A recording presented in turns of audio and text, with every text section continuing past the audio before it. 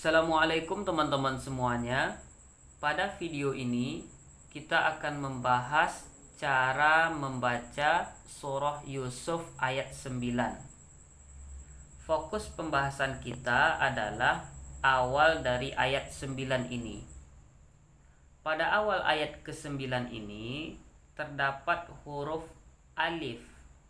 Kemudian di bawah huruf alif ini ada nun kecil.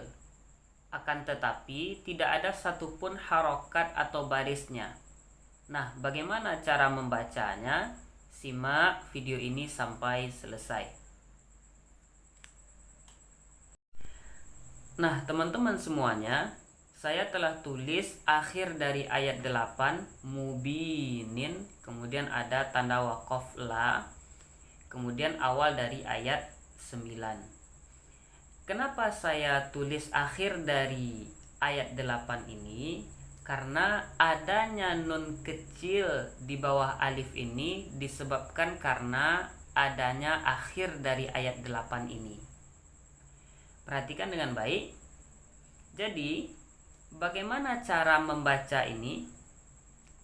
Bila teman-teman ingin lanjut ya dari akhir ayat 8 ini ke awal ayat 9 dan seterusnya, maka berlakulah di sini nun kecil ini. Bagaimana cara membacanya? Teman-teman hilangkan baris mubinin ini satu. Jadi baris nin ini teman-teman hilangkan satu sehingga yang tinggal lagi mubini begitu ya. Nah, karena ada bunyi yang hilang berarti kan mubinin kita hilangkan barisnya satu, tinggal mubini, maka hilang bunyi nunnya. Jadi kan mubinin kan seharusnya ada bunyi nun, tapi kita hilangkan barisnya satu sehingga mubini saja. Itulah yang menjadi nun kecil. Nun kecil. Nah, kaedahnya nun kecil itu diberi baris di bawah.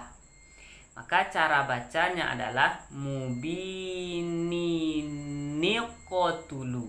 Begitu ya. Mubininiqotulu. Itu cara baca pertama. Jika teman-teman ingin lanjut dari akhir ayat 8 kepada awal ayat 9. Jadi teman-teman tidak mesti harus berhenti pada akhir ayat 8 ini. Boleh saja teman-teman lanjut dari akhir ayat 8 ini ke awal ayat 9. Cara bacanya adalah hilangkan baris nunnya ini satu, berarti mubini, berarti ada bunyi nun yang hilang. Kan mubinin ada bunyi nun yang hilang. Maka inilah yang menjadi nun kecil itu. Maka kaedahnya diberi nun kecil itu baris di bawah. Maka cara bacanya mubininiqotulu. Itu cara baca yang pertama. Kemudian jika teman-teman berhenti habis pada ayat 8 ini, kemudian memulai baru pada ayat 9, maka nun kecil ini tidak berfungsi jika teman-teman memulai bacaan dari awal ayat 9. Nah, berarti ini kita anggap tidak ada lagi karena ini cara baca yang pertama tadi. Cara baca yang kedua, jika teman-teman mulainya dari awal ayat 9 ini, maka nun kecil ini kita anggap tidak ada. Jadi alif ini saja yang akan kita kasih baris. Kira-kira barisnya apa begitu ya. Caranya mudah. Bagaimana caranya? Lihat huruf ketiganya. 1, 2, 3. Jadi menghitungnya dari alif itu. 1, 2, 3. Berarti ini huruf ketiganya. Bila huruf ketiganya itu barisnya dhammah, maka berilah alif ini dhammah. Maka cara bacanya adalah uqotulu. Begitu ya, uqotulu. Tambahannya, jika teman-teman nanti bertemu dengan keadaan yang sama tetapi huruf ketiganya baris di bawah misalnya, maka teman-teman kasih alifnya itu baris di bawah, gitu ya. Nah, kalau seandainya bertemu dengan huruf ketiganya itu baris di atas, maka berilah alif itu baris di bawah.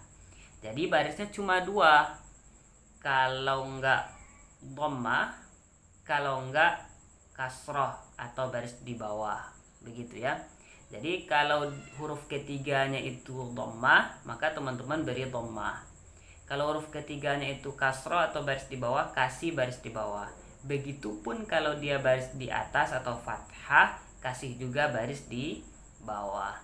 Jadi kesimpulannya teman-teman, bila teman-teman bertemu nanti pada surat Yusuf ayat ke-9 ini, ada dua cara baca.